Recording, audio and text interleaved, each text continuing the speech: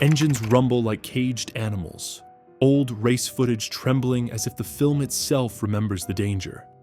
In the middle of this roaring history stands one man, lean, sharp-eyed, cigarette dangling, grin carved like someone who already knows he's smarter than everyone else in the room. His name is Smokey Yunick, a mechanic who never cared about rules, reputations, or the quiet comfort of playing fair. He cared about winning and proving that he could outthink anyone in Detroit, no matter how many millions they spent trying to stop him. He didn't grow up in corporate test cells or polished labs. He learned by breaking things and then making them stronger. A World War II combat pilot turned mad scientist mechanic, Smokey returned home with the belief that limits were imaginary, and engineers were too timid to admit it. If racing was a battlefield, he intended to fight like a man who'd seen real war. Everyone in NASCAR and American motorsports knew the same truth.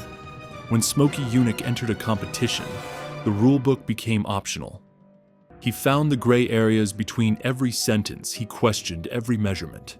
He built engines so strange, so clever, so far beyond conventional thinking that inspectors often stood in silence trying to understand what they were even looking at. But in 1969, Smokey took on a challenge more dangerous than any track, beating Chevrolet at its own game. By then, Chevy's small block program was untouchable, their Camaro Z28 dominating Trans Am. Like an unbreakable machine, Ford had tried everything. Nothing worked. They needed more than horsepower. They needed a wild card, so they phoned the man Detroit feared most. Smokey listened, let the offer hang in the air, and finally said the same thing he'd say decades later when asked why he took the job. Because nobody else could. Behind closed doors, Ford whispered the goal. Build a 302 cubic inch engine so powerful it would terrify Chevrolet. Smokey flicked ash from his cigarette, grinned, and muttered the line that would become legend. Sure, but don't blame me if it scares you too. Before Smokey Yunick ever touched a Ford engine, Chevrolet stood on top of the American racing world, like a king convinced the crown was welded to its skull. That the mid-1960s were Chevy's era. An age of small block supremacy, championship banners, and rival teams staring at the back of a Camaro Z28 as it roared across finish lines. Chevrolet's engineers weren't just confident, they were smug. Their 302 small block was a masterpiece, a shrieking, high-revving monster that made other manufacturers feel like they were showing up with farm equipment. The Camaro wasn't just fast. Its dominance became psychological warfare. Ford drivers muttered about Chevy power in the garages. Chrysler teams joked that beating the Z28 required divine intervention. If any company wanted a shot at Trans Am glory, they had to go through Chevrolet's perfectly tuned machine. Deep inside Detroit, Chevy engineers believed Ford was incapable of catching up. Their confidence was so high that internal memos boasted the Camaro platform was unmatched by any foreseeable competitor. They built engines with precision and pride, backed by budgets other teams only dreamed of.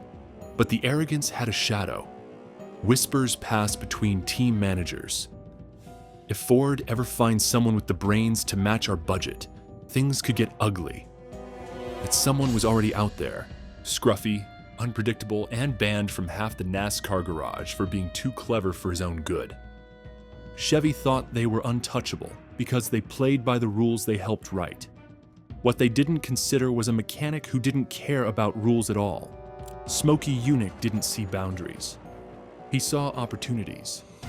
He didn't see specifications. He saw loopholes. And when Ford started losing enough races to feel the embarrassment deep in their bones, they realized they needed more than engineers. They needed a disruptor, a rebel. Someone who could dismantle Chevy's golden era with nothing more than a wrench, a cigarette, and a refusal to accept defeat. Chevy still didn't know it, but their reign was about to meet its reckoning. Ford's executives were desperate, but they weren't stupid.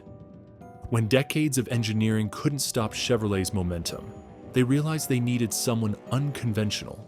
Someone who didn't belong inside a corporate boardroom. Someone who didn't listen to committees, guidelines, or technical directors. Someone who terrified the rule makers. So they called the only man in America who could scare Chevrolet without lifting a wrench. Smokey Yunick. His shop, the best damn garage in town, wasn't a place of order. It was a laboratory of chaos. Parts scattered in piles. Exotic metals lying next to broken carburetors. Engines that looked like they'd been built during a lightning storm. Smokey didn't invent horsepower. He summoned it. When Ford representatives walked into his garage, they weren't greeted by a handshake. They walked into an atmosphere buzzing with electricity and danger. Smokey listened to Ford's proposal with a smirk. Build a 302 that could dethrone Chevy. Build something Ford engineers couldn't even imagine. Build a weapon. But Smokey had conditions. He demanded total freedom. No oversight, no committees, no corporate second-guessing. He told Ford he'd break a few commandments, and they nodded, not quite realizing he meant it literally. He didn't want permission. He wanted immunity. Ford agreed because they weren't hiring a mechanic. They were hiring a man who changed the physics of racing every time he touched an engine. What Smokey didn't say out loud, but knew instantly, was that beating Chevy wasn't just about horsepower. It was about humiliating a rival who had underestimated him. GM had cut ties with him after years of friction, and Smokey carried the slight like a scar across his pride. Ford's offer wasn't just a job, it was payback wrapped in opportunity. So he rolled up his sleeves, lit another cigarette, and said the line that would echo for years in Ford's racing archives. You want a 302 that'll spank Chevy? Fine, but you better be ready for what you asked for. And with that, Smokey Yunick got to work. Before Smokey Yunick touched the Ford 302, it was a respectable engine. Solid, reliable, nothing extraordinary. But Smokey didn't care about respectable. He cared about dominance. He viewed the 302 block the way a sculptor views uncarved stone, full of potential nobody else saw. Where Ford engineers saw limitations, Smokey saw a foundation begging to be violated. He studied the block like a surgeon planning an operation. The head flow was weak, the rod angles inefficient, the crank flexed under high RPM. Any other engineer would have accepted these as unavoidable realities of small block design. Smokey didn't accept reality. He rebuilt it. He milled high-swirl combustion chambers that forced air to tumble violently, creating burn efficiency Ford never imagined. He offset bored pistons to increase dwell time at top dead center. He reshaped the intake manifolds until they looked alien, breathing more like a 351 Cleveland than a 302 Windsor. Every part he touched became something Ford engineers couldn't recognize anymore. Then came his favorite trick: making air behave like fuel, and fuel behave like air. Smokey understood that an engine wasn't a machine. It was a living organism. Feed it right, and it rewards you with violence. Feed it perfectly, and it becomes unstoppable. By the time he finished, the Boss 302 wasn't just an engine. It was rebellion cast in iron and steel. It revved higher than physics suggested, made power beyond anything Ford engineers thought possible, and left anyone who tried to replicate it shaking their head. Smokey didn't just improve the 302, he reinvented what a small block Ford could be. Smokey Yunick didn't just build engines, he weaponized loopholes. His entire philosophy revolved around one truth: if the rulebook didn't explicitly forbid it, then it was legal. And if it did forbid it, he'd find a way to make inspectors think otherwise. Ford knew this. Chevy feared it. Smokey embraced it. His first stroke of brilliance was the hot vapor fuel system, a Frankenstein solution critics insisted shouldn't work until it did. He heated fuel until it reached near vapor state, making each droplet explode with maximum burn efficiency. Most mechanics thought gasoline needed to be cool. Smokey showed them that heat, used correctly, could turn a motor into a detonation chamber of controlled fury. Then came the headers. Smokey understood exhaust flow better than anyone alive. He welded secret expansion chambers inside the pipes, allowing exhaust gases to accelerate like a bullet leaving a gun barrel. Inspectors looked for oversized headers. Smokey hid his magic inside. Nothing oversized, nothing illegal. Yet nothing anyone had ever seen before. The fuel line trick was his favorite. When NASCAR limited fuel tank size, Smokey simply oversized the fuel line, giving himself an extra half-gallon of fuel that the officials never measured. When they forced him to remove the fuel tank, claiming his car was illegal, Smokey famously drove the car away without a fuel tank installed. His response: make better rules. Word traveled fast. Other teams complained. Inspectors stalked his garage. Chevy engineers begged NASCAR to intervene. But every time they tried to catch him, Smokey just smiled, lit another cigarette, and offered them a chair, knowing they'd never find the real trick. He wasn't cheating. He was outsmarting everyone who thought they understood engines. Smokey didn't innovate for glory. He innovated because he hated wasted potential. The world played checkers. Smokey Yunick played three-dimensional chess with a blowtorch. His methods weren't just clever, they were revolutionary. And every trick had one purpose: to make Ford's Boss 302 into a small block Chevy could never match. By the time Smokey Yunick unveiled his first fire-breathing Boss 302, the racing world felt the tremor. Chevy teams leaned over pit wall fences, listening to test runs like soldiers hearing enemy artillery for the first time. Something had changed. Something dangerous was stirring from inside Smokey's garage. The 1969 Trans Am season became a battlefield. On one side stood the Camaro Z28, reliable, refined, and proven. On the other, the Ford Boss 302, unpredictable, violent, and engineered by a man who treated rulebooks like scrap paper. Bud Moore ran Ford's factory team, while Roger Penske commanded Chevy's navy blue Camaro Warriors. It wasn't just Ford versus Chevy anymore. It was Smokey Yunick versus anyone who thought they could out-engineer him. Whispers spread through the paddock. Rumors that Smokey's engines were making over 470 horsepower. Unnumbered Trans Am engineers laughed at until they heard the boss scream past pit lane at 8,000 RPM. Chevy mechanics accused him of illegal modifications. Smokey countered with sarcastic invitations to go find them. Then the first race results came in. Ford's Boss engines weren't just competitive, they were terrifying. Chevy drivers reported the Fords pulling harder out of corners, revving longer, and showing none of the fatigue Chevy engines experienced after long lap punishment. Something was different. Something big. Chevy's engineering department scrambled. Panic meetings were held. Secret memos circulated calling Smokey's engine suspect and demanding inspections. But every time the sanctioning body tore down one of his motors, they found nothing illegal. Just design features so clever that no one else had the creativity to imagine them. The rivalry wasn't just mechanical, it was psychological. Chevy's confidence cracked when they realized Ford's new secret weapon wore a cowboy hat and smiled every time they accused him of cheating. The 1969 season wasn't just a competition, it was a war of innovation and ego. And for the first time, Chevy wasn't sure they would win. Late one night, with the doors locked and the world asleep, Smokey Yunick wheeled the Boss 302 prototype onto his dyno. Ford executives stood quietly behind him, nervous, hopeful, and completely unaware of what they were about to witness. Smokey didn't look nervous. He looked like a man preparing to unleash something that shouldn't exist. The engine barked to life, not a roar, not a scream, something deeper.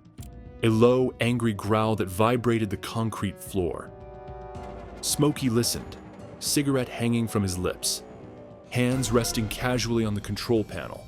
At 4,000 RPM, the boss sounded strong. At 6,000, it sounded mean. At 7,000, it sounded unholy. But Smokey wasn't done. He nudged the throttle higher. The needle crept past 7,500. Most small blocks would have scattered parts across the room by now. But Smokey's creation kept climbing. The Ford executives exchanged looks, disbelief mixed with fear. Then the engine hit 8,000 RPM and held. The dyno readout flashed numbers that made one man's knees buckle. A small block, legal displacement, Ford architecture, pushing horsepower figures no one had ever extracted from a 302. It wasn't supposed to be possible. Chevy engineers had sworn it wasn't possible. Smokey took a final drag from his cigarette, glanced at the terrified Ford contingent, and grinned. "Gentlemen," he said, tapping the readout, "that's how you beat a damn Camaro." When word leaked, as secrets like this always do, Detroit trembled. Chevy's engineering department demanded emergency meetings. Ford quietly prepared an assault on the 1969 season. Smokey just went back to work, already imagining how to make the next version even more lethal. That night didn't just prove the Boss 302 was a monster. It proved Smokey Yunick was still the most dangerous mind in American motorsports.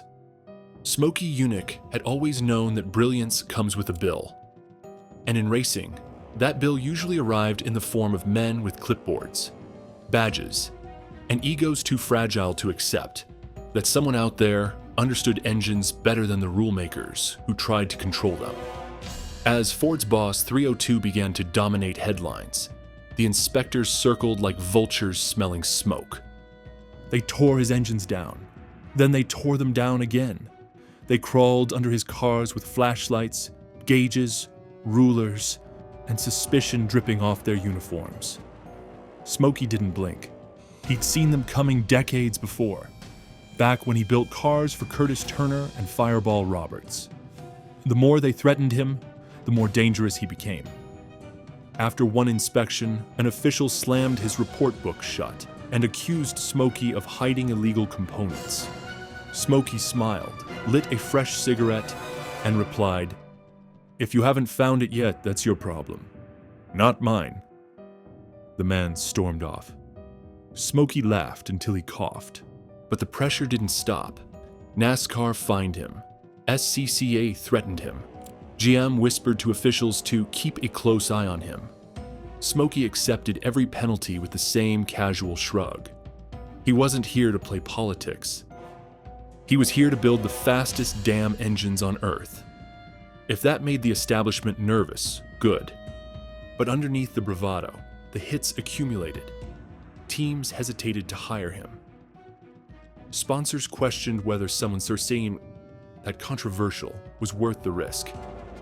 The sanctioning bodies tightened rules, sometimes clearly targeting him. He watched lesser minds dictate what he could or couldn't create. Still, Smokey never surrendered. He believed that racing was a laboratory, not a prison. And if innovation required breaking the comfort zone of the rulebook, then so be it. Every outlaw eventually pays for defiance, but not every outlaw lives long enough to change an entire sport first. Smokey paid the price, but he made damn sure the world remembered what he bought with it. When the smoke cleared, one truth was unavoidable. The Boss 302 wasn't just another Ford engine.